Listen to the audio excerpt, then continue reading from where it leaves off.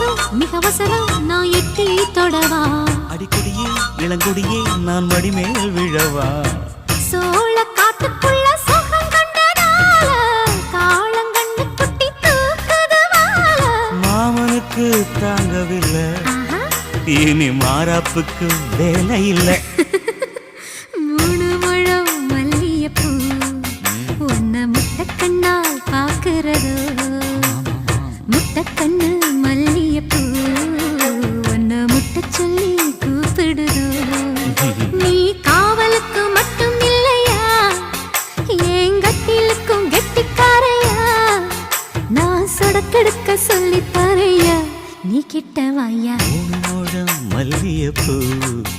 என்ன முட்டைக்கண்ணா பாக்குதடி முட்டைக்கண்ணு மல்லியப்பூ என்ன முட்டை சொல்லி கேக்குதடி